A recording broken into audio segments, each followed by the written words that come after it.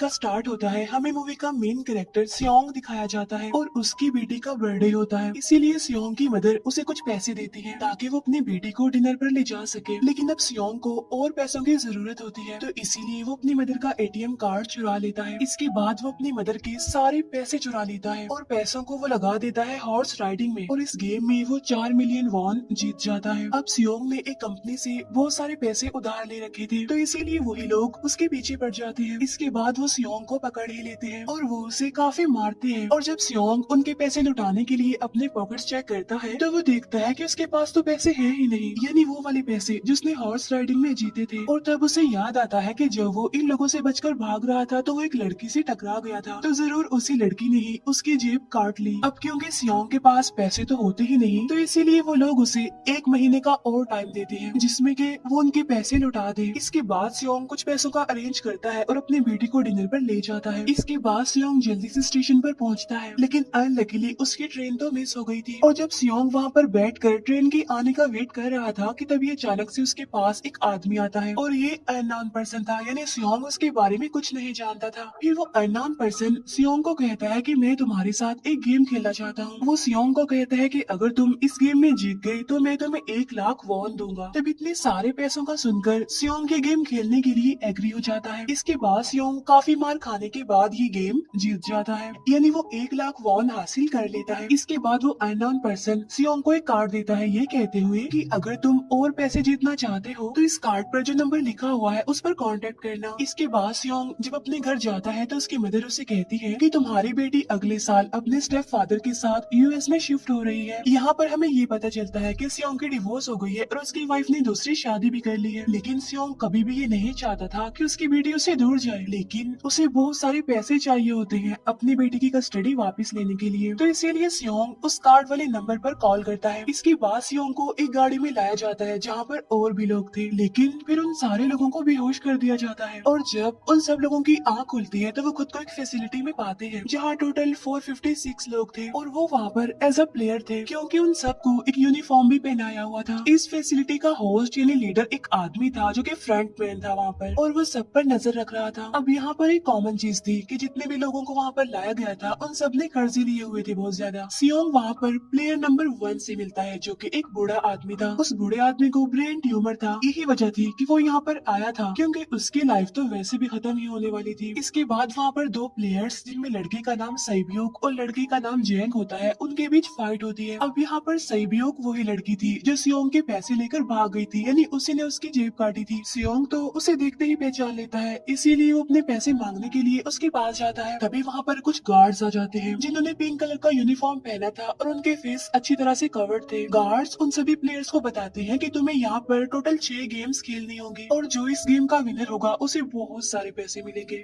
इसके बाद उन सबसे एक कॉन्ट्रैक्ट पर साइन करवाया जाता है और इस कॉन्ट्रैक्ट के 3 मेन रूल्स थे। पहला रूल ये कि कोई भी प्लेयर अपनी मर्जी से गेम को छोड़कर नहीं जा सकता। दूसरा रूल ये होता है कि जो भी प्लेयर खेलने से मना करेगा तो उस प्लेयर को एलिमिनेट कर दिया जाएगा, और उनके मुताबिक एलिमिनेट का मतलब क्या था ये तो हम आगे ही जानेंगे। गेम का तीसरा रूल ये था कि अगर मेजोरिटी इस गेम को खेलना नहीं चाहती तो वो इस गेम को छोड़कर जा सकते हैं। इसके बाद उन सबको गेम के लिए ले जाया जाता है। अब यहाँ पर सियोंग अपने क्लासमेट सेंगवू से भी मिलता है जो कि उसे बचपन से जानता था। सियोंग उसे वहाँ पर देखकर काफी हैरान होता है क्योंकि वो तो किसी बिजनेस के लिए आउट ऑफ कंट्री चला गया था। अब पहली गेम के लिए वहाँ पर एक काफी बड़ी डॉल थी और इस गेम का रूल काफी सिंपल था, और वो ये था कि डॉल जब भी गाना गाएगी उन सबको आगे बढ़ना है, और जैसे ही वो गाना गाना बंद करेगी तो उन सबको रुक जाना है और मूव नहीं करना है, और अगर कोई हिल गया तो उसे एलिमिनेट कर दिया जाएगा। अब स्टार्टिंग में तो ये सब कुछ उन्हें किसी प्रैंक की तरह लग रहा था, लेकिन जब एक लड़का हिल जाता है तो उसे शॉट करके मार दिया जाता है, और यही होता है एलिमिनेट का मतलब, यानी उन्हें मार दिया जाएगा। अब ये देखकर वो सारे लोग काफी घबरा जाते हैं और उन्हें पता चल चुका था कि वो खतरे में है, इसीलिए लोग डरते हुए पैनिक करते हुए इधर उधर भागने लगते हैं।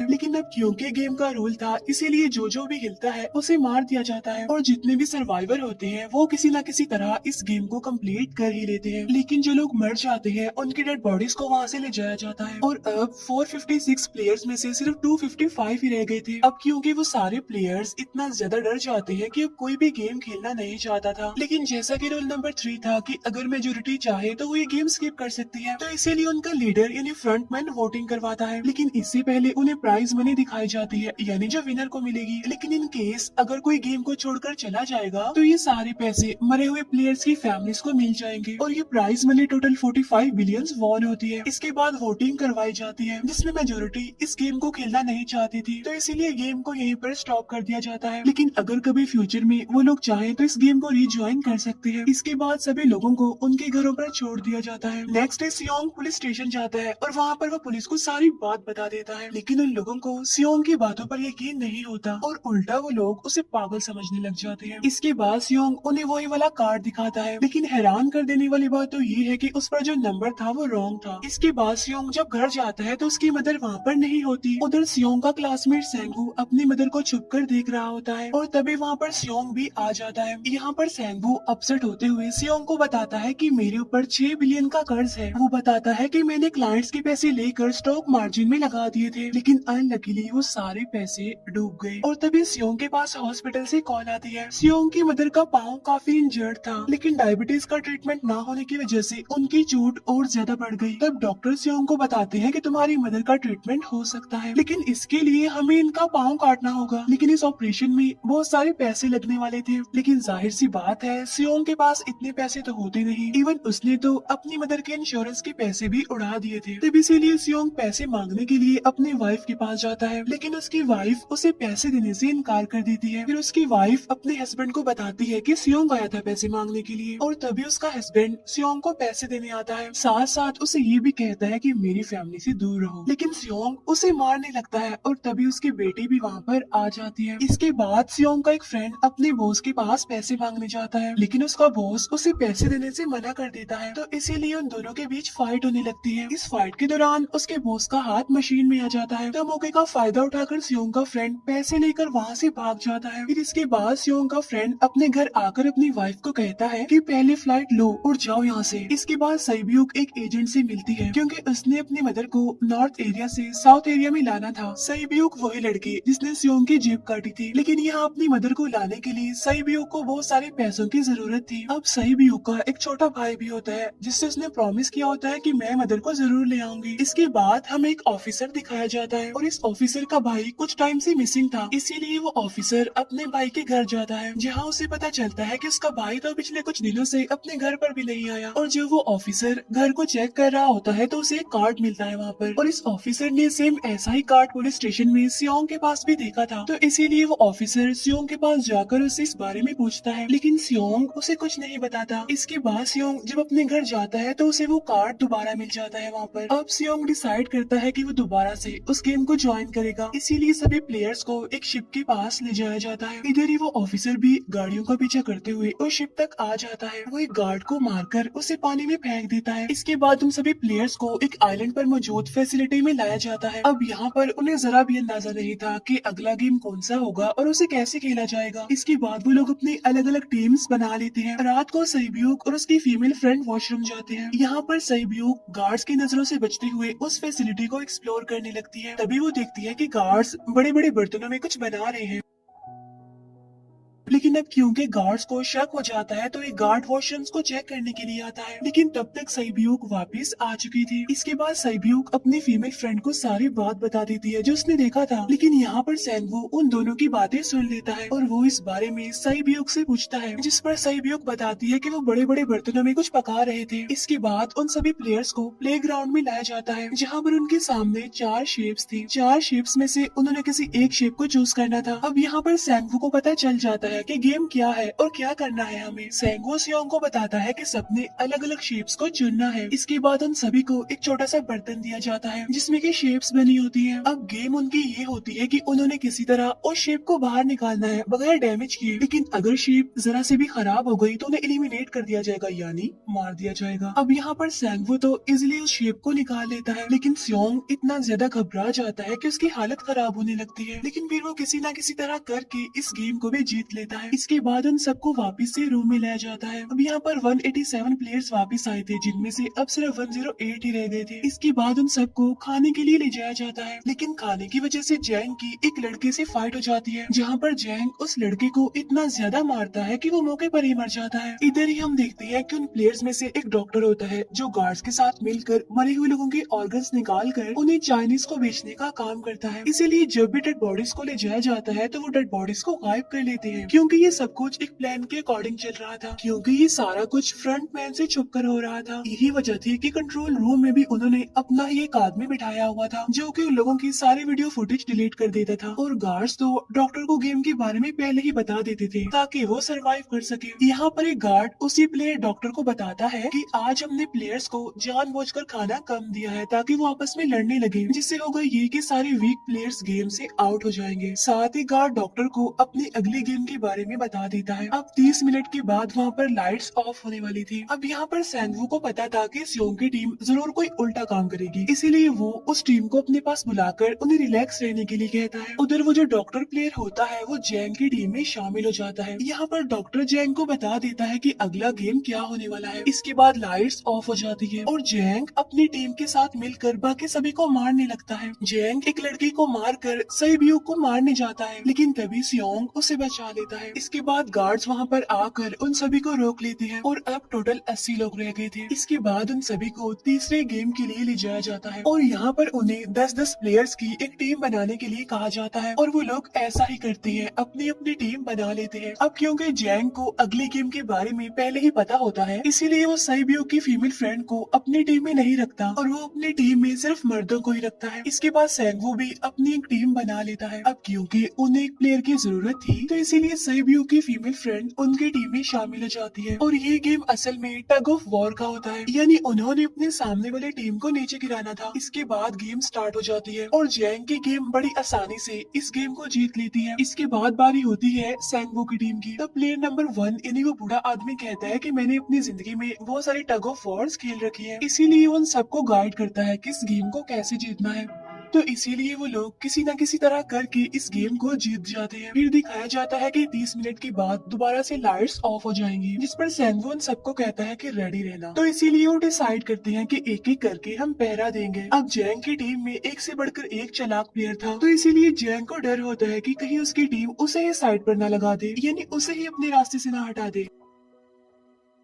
दूसरी तरफ डॉक्टर और गार्ड्स मिलकर डेड बॉडी के ऑर्गन्स निकाल रहे होते हैं, और इन ऑर्गन्स को डिलीवर करने जाना था गार्ड नंबर 28 एंड 29। तब वो सभी एक डेड बॉडी के बारे में बातें करने लगती हैं, जिसकी सिर्फ एक किडनी थी और वो उसे ज़ॉम्बी कह रहे थे। अब यहाँ पर जो गार्ड नंबर 29 था, यानी जिसने वो ऑर्गन्स डिलीवर करने जाने थे, वो कोई और नहीं बल्कि वो ऑफिसर था जो गार्ड के बेस में वहाँ पर आया था। और ये सब बातें सुनकर उसे शक होता है कि शायद ये लोग मेरे भाई की बात कर रहे हैं, क्योंकि उसकी भी एक ही किडनी थी। इसके बाद नंबर 28 और 29 यानी वो ऑफिसर ऑर्गन्स को डिलीवर करने के लिए चले जाते हैं। रास्ते में वो ऑफिसर नोटिस करता है कि टनल में तो बॉम्ब लगा हुआ है। तब नंबर 28 उसे बताता है कि जब हम यहाँ से बाहर निकलेंगे तो इस जगह को ब्लास्ट कर दिया जाएगा। अब यहाँ पर वो ऑफिसर नंबर 28 से और इन्फॉर्मेशन लेने की कोशिश करता है, इसीलिए नंबर 28 को उस पर डाउट होने लगता है, इसीलिए वो उस ऑफिसर को अपना फेस दिखाने के लिए कहता है। अब यहाँ पर वो ऑफिसर अपना फेस भी दिखा देता है, साथ साथ वो नंबर 28 पर गन पॉइंट भी कर देता है। साथ साथ वो ऑफिसर उससे एक किडनी वाले आदमी के बारे में पूछता है कि वो कौन है जिसे तुम ज़ॉम्बी कहते थे, जिस पर वो नंबर 28 उससे कहता है कि वो तो एक लड़की थी। अब यहाँ पर नंबर 28 उस ऑफिसर को कहता है कि तुम लीडर के रूम में जाकर सारी इन्फॉर्मेशन देख सकते हो, वहाँ पर सबका डाटा है। ये जानने के बाद वो ऑफिसर नंबर 28 को मार डालता है। उधर वो डॉक्टर गार्ड से अगली गेम के बारे में पूछता है, लेकिन इस बार गार्ड्स को भी अगली गेम के बारे में पता नहीं होता। तब इसीलिए डॉक्टर को गुस्सा आ जाता है और वो एक गार्ड को पकड़ लेता है और उनकी फाइट होने लगती है। इसी फाइट में डॉक्टर उस गार्ड को मारकर वहाँ से भाग जाता है। इसके बाद एक गार्ड भी उसका पीछा करता है और वो दोनों प्लेग्राउंड में आ जाते हैं। यहाँ पर गार्ड डॉक्टर को अपनी बातों में फंसाकर उसे मारने वाला होता है, लेकिन तभी लीडर इन्हें फ्रंटमैन आकर उसे मार डालता है और बाद में वो उस डॉक्टर को भी मार डालते हैं। साथ साथ इन्हें वहीं पर नंबर 28 की डेड बॉडी भी मिल जाती है, जिससे इन्हें ये पता चल जाता है कि फैसिलिटी में कोई घुस गया है। उधर वो ऑफिसर लीडर इन्हें फ्रंटमैन के रूम तक पहुँच जाता है। तब वो चेक करते करते एक ऐसे रूम में जाता है जहाँ पर सबके रिकॉर्ड्स थे और जब वो ऑफिसर रिकॉर्ड चेक कर रहा होता है तो उसे सभी विनर्स की एक लिस्ट मिलती है जिसमें उसके भाई का भी नाम था, यानी वो भी कभी विनर था। उधर सभी प्लेयर्स को फोर्थ गेम के लिए ले जाया जाता है जहाँ पर उन सबको अपना अपना पार्टनर चुनने के लिए कहा जाता है और वो प्लेयर्स करते भी ऐसा ही है, अपना अपना पार्टनर चुन लेते हैं। साइबियो की फीमेल फ्रेंड भी अपना पार्टनर ढूंढने की कोशिश करती है लेकिन कोई भी उसका पार्टनर बनने को तैयार ही नहीं था। इसके बाद सभी प्लेयर्स को 10-10 मार्बल्स दिए जाते हैं। असल में ये गेम ऐसी होती है कि एक प्लेयर को अपने पार्टनर से सारे मार्बल्स लेने होते हैं बगैर कोई जोर जबरदस्ती किए, और जो दूसरा पर्सन होगा यानी जिसके पास मार्बल्स नहीं होंगे उसे मार दिया जाएगा। फिर सैंगवू और सियोंग का फ्रेंड ऑड और इवन का गेम खेलते हैं जिसमें कि उन्होंने गेस करना था कि सामने वाले के हाथ में कितने मार्बल्स हैं। अब यहाँ पर सियोंग का फ्रेंड सैंगवू के सारे मार्बल्स जीत जाता है जिसकी वजह से लास्ट में सैंगवू के पास सिर्फ एक ही मार्बल बचता है। अब क्योंकि सैंगवू को पता चल चुका था कि अब वो बच नहीं पाएगा, इसीलिए वो सियोंग के फ्रेंड को अपनी बातों में फंसा कर उसे ये यकीन दिलाता है कि अगर हम में से कोई भी हार गया तो हारे हुए लोगों का मैच दोबारा करवाया जाएगा। अब यहाँ पर सैंगवू धोखे से सियोंग के फ्रेंड के सारे मार्बल्स चेंज कर देता है। इसके बाद सैंगवू मार्बल्स लेकर गार्ड को दे देता है और वहाँ से बाहर चला जाता है। और जब सियोंग का फ्रेंड मार्बल्स चेक करता है तो वहाँ पर पत्थर होते हैं। उधर प्लेयर नंबर 1 यानी उस बूढ़े आदमी की हालत खराब हो रही थी, इसीलिए वो तो इधर उधर घूम रहा था लेकिन सियोंग किसी तरह उसे खेलने के लिए एग्री कर लेता है। अब यहाँ पर वो दोनों यानी वो बूढ़ा आदमी और सियोंग भी इवन आउट खेलते हैं। अब इनमें से वो बूढ़ा आदमी सियोंग के सारे मार्बल्स जीत जाता है लेकिन लास्ट राउंड में वो बूढ़ा आदमी भूल जाता है कि उसने क्या चूज किया था। तो यहाँ पर सियोंग उसे बातों में फंसा कर उसके सारे मार्बल्स ले लेता है लेकिन यकीन मानिए कि वो बूढ़ा आदमी काफी चालाक था। उसने एक मार्बल अपने पास ही रखा हुआ था और वो दोबारा से इधर उधर घूमने लगता है। अब यहाँ पर सियोंग उसे रिक्वेस्ट करता है कि प्लीज मेरे साथ एक और गेम खेलो ना। तब यहाँ पर वो बूढ़ा आदमी कहता है कि मुझे पता है कि तुमने सारे मार्बल्स धोखे से लिए हैं मुझसे। वो कहता है कि मुझे सब पता था, बस मैं पागल बनने की एक्टिंग कर रहा था। तभी सुनकर सियोंग को उस पर तरस आ जाता है और वो उसे ही सारे मार्बल्स दे देता है। उसके बाद सैब्यूक और उसकी फीमेल फ्रेंड भी गेम खेल रहे होते हैं। उनकी गेम ये होती है कि जो मार्बल्स को दीवार के ज्यादा करीब फेंकेगा वही जीतेगा। पहले सैब्यूक अपने मार्बल्स फेंकती है लेकिन जब सैब्यूक की फ्रेंड की बारी आती है तो वो अपने सारे मार्बल्स फेंक देती है। लेकिन जब सैब्यूक ये देख लेती है तो वो अपने फ्रेंड को दोबारा फेंकने के लिए कहती है, जिस पर उसकी फ्रेंड कहती है कि नहीं सैब्यूक, मैं बिल्कुल अकेली हूँ, मेरे पीछे तो कोई भी नहीं है, लेकिन अगर तुम्हें कुछ हो गया तो ये अच्छी बात नहीं है, तुम्हारे पीछे तुम्हारा छोटा भाई है, तुम्हारा वेट कर रहा है वो। और इसी वजह से सैब्यूक की फ्रेंड को मार दिया जाता है। इसके बाद उन सबकी डेड बॉडीज को वहाँ से ले जाया जाता है। इसके बाद वो सब वापिस से रूम में आ जाते हैं। यहाँ पर जैंग देखता है कि सैब्यूक की वो वाली फ्रेंड तो अभी तक जिंदा है जो कि बड़ी आराम से बैठी हुई थी। अब यहाँ पर हमें पता चलता है कि सैब्यूक की ये वाली फ्रेंड जैंग की भी फ्रेंड थी, लेकिन अब क्योंकि उन दोनों के बीच किसी बात को लेकर क्लैश चल रहा था तो इसीलिए जैंग की वो फ्रेंड उसे बुली करने लगती है। इसके बाद फ्रंटमैन को एक डेड बॉडी के पास उस ऑफिसर का आईडी कार्ड मिल जाता है। तभी फ्रंटमैन को पता चलता है कि उसके सारे वीआईपीज आ चुके हैं, तो इसीलिए फ्रंटमैन उन्हें लेने के लिए चला जाता है। फिर सारे वीआईपीज को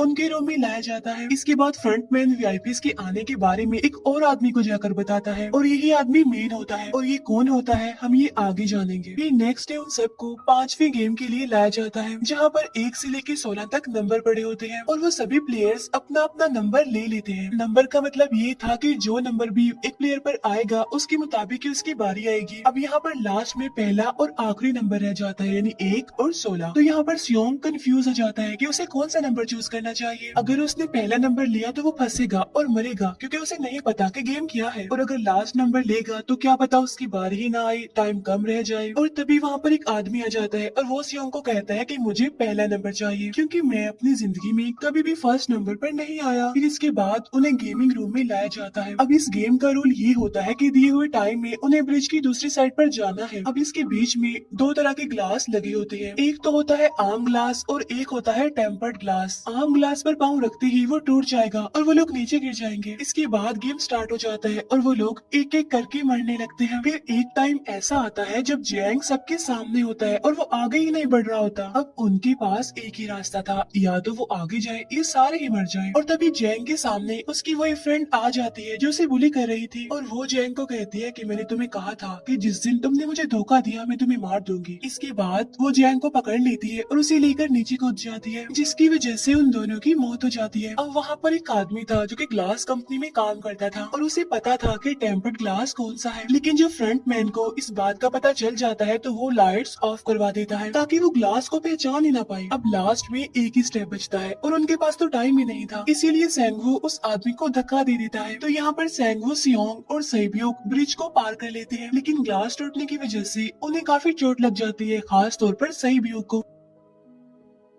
उधर उस ऑफिसर ने एक सर्वेंट को मारकर उसकी जगह खुद ले ली थी। अब एक वीआईपी को उस ऑफिसर पर शक होता है और वो उसे कहता है कि अपना मास्क रिमूव करो, लेकिन वो ऑफिसर कहता है कि ठीक है, लेकिन मैं अंदर जाकर अपना मास्क रिमूव करूंगा। इसके बाद वो ऑफिसर उस वीआईपी को लेकर अंदर चला जाता है। अंदर जाकर वो ऑफिसर उस वीआईपी को बेहोश कर देता है और इस बात का पता फ्रंट मैन को चल जाता है, इसीलिए फ्रंट मैन उसके पीछे जाता है और वो उस ऑफिसर को देख लेता है, इसीलिए वो ऑफिसर वहाँ से भागकर आइलैंड पर आ जाता है। फ्रंट मैन भी उसका पीछा करते हुए वहाँ पर आ जाता है। अब यहाँ पर वो ऑफिसर अपने सीनियर्स को कॉल करने की कोशिश करता है, लेकिन कॉल कट हो जाती है। फिर वो ऑफिसर उन्हें सारे सबूत भेजता है, लेकिन वहाँ पर नेटवर्क नहीं था। इसके बाद फ्रंट मैन ऑफिसर को पकड़ लेता है और उसे उनके साथ चलने के लिए कहता है, लेकिन वो ऑफिसर तो उस फ्रंट मैन पर गोली चला देता है। इसके बाद फ्रंट मैन अपना मास्क उतार देता है, तो वो ऑफिसर देखता है कि वहाँ पर कोई और नहीं बल्कि उसका अपना भाई है वो। इसके बाद ऑफिसर का भाई यानी फ्रंट मैन उसे शूट कर देता है और वो जाकर पानी में गिरता है। उधर ग्लास लगने की वजह से सैब्योक काफी इंजर्ड हो गई थी और उसका बहुत सारा खून भी बह रहा होता है। इसके बाद इन सर्वाइवर्स को डिनर के लिए ले जाया जाता है और उनके पास एक एक नाइफ भी रख दिया जाता है, मतलब रात में उन तीनों में से कोई भी एक दूसरे को मार देगा। तभी सियोंग नोटिस करता है कि सैब्योक की हालत काफी खराब है, इसीलिए वो सैब्योक को कहता है कि फिक्र मत करो, हम दोनों साथ हैं और इस गेम में हम दोनों मिलकर सेंगवू को हरा देंगे। इसके बाद हम दोनों यहाँ से बाहर निकल जाएंगे और पैसों को आधा आधा डिवाइड कर लेंगे। सैब्योक उसे बताती है कि मेरा एक छोटा भाई है जिसे मैं ऑर्फनेज में छोड़कर आई हूँ और अगर हम दोनों में से कोई भी जिंदा बचकर बाहर जाएगा तो उसे उन दोनों की फैमिलीज का ख्याल रखना होगा। अब सैब्योक की हालत काफी खराब थी, उसे डॉक्टर की जरूरत थी, इसीलिए सियोंग कोई मदद लाने के लिए जाता है, लेकिन जब तक वो वापस आता है तब तक सेंगवू सैब्योक को मार चुका था। फिर नेक्स्ट डे उन दोनों को गेम नंबर 6 यानी लास्ट गेम के लिए ले जाया जाता है। गेम का रूल बड़ा ही सिंपल था कि मार दो या मर जाओ और इस गेम का नाम होता है स्क्विड गेम। इसके बाद गेम स्टार्ट हो जाती है और उन दोनों के बीच काफी फाइट होती है, लेकिन लास्ट में सेंगवू की हालत खराब होने लगती है। तभी सियोंग कहता है कि मैं इस गेम को रोकना चाहता हूँ और तभी सियोंग सेंगवू को उसके साथ चलने के लिए कहता है, लेकिन सेंगवू तो अपने आप को ही मार डालता है, जिसकी वजह से सियोंग गेम जीत जाता है। फिर फ्रंट मैन सियोंग को कहता है कि तुम बहुत अच्छा खेले, लेकिन मुझे इसकी उम्मीद नहीं थी। इसके बाद सियोंग को उसके घर पर छोड़ दिया जाता है और उसके पास एक एटीएम कार्ड भी था और जब सियोंग उस एटीएम कार्ड को जाकर चेक करता है तो वो दिखता है कि सारे पैसे उसके अकाउंट में भेज दिए जाते हैं। इसके बाद सियोंग अपने घर जाता है, लेकिन तब तक उसकी मदर की डेथ हो जाती है। इसके बाद हमें 1 साल बाद का सीन दिखाया जाता है जहाँ पर हम देखते हैं कि सियोंग की हालत काफी खराब हो गई है, यानी वो काफी नशा करने लग गया है और उसने अब तक उन पैसों को हाथ तक नहीं लगाया। एक दिन एक फूल बेचने वाली औरत सियोंग के पास आती है और वो उसे सेम वैसा ही कार्ड देती है जिसमें एक एड्रेस लिखा हुआ था और फिर सियोंग उस एड्रेस पर जाता है जहाँ पर उसे पता चलता है कि ये सारा किया धरा किसी और का नहीं बल्कि उस बूढ़े का है, प्लेयर नंबर 1 का, और वो अभी भी जिंदा है। यहाँ पर वो बूढ़ा आदमी सियोंग को बताता है कि मैं अपनी लाइफ से बोर हो चुका था और ये सारी गेम मैंने अपने क्लाइंट्स के साथ मिलकर बनाई ताकि मैं लोगों को मरता हुआ देखकर एंजॉय कर सकूं, लेकिन हाँ, हमने किसी को मजबूर नहीं किया था ऐसा करने के लिए और मैंने गेम में इसीलिए पार्टिसिपेट किया क्योंकि गेम देखने से ज्यादा उसे खेलने में मजा आता है। वो कहता है जो पैसे तुम्हारे पास है वो मेरे ही हैं और ये कहते ही उस बूढ़े आदमी की मौत हो जाती है। इसके बाद सियोंग सैब्योक के छोटे भाई के पास जाता है और उसे लेकर वो जाता है सेंगवू की मदर के पास और वो सेंगवू की मदर को कहता है कि इस बच्चे का ख्याल रखना, साथ साथ वो उसे एक बैग भी देता है जिसमें बहुत सारे पैसे होते हैं। इसके बाद सियोंग स्टेशन पर जाता है जहाँ पर उसे वही अननोन पर्सन मिलता है जो कि उसे मूवी के स्टार्ट में भी मिला था। यहाँ पर सियोंग उसका पीछा भी करता है, लेकिन तब तक वो भाग चुका था। फिर सियोंग उस कार्ड वाले नंबर पर कॉल करता है और वो पूछता है कि तुम लोग कौन हो और लोगों के साथ ऐसा क्यों कर रहे हो, क्यों खेल रहे हो लोगों की जिंदगी से। लेकिन आगे से उसे रिस्पॉन्स आता है कि सियोंग अगर तुमने जिंदा बचना है तो प्लेन में चढ़ जाओ और इसी के साथ ही मूवी यहीं पर एंड हो जाती है।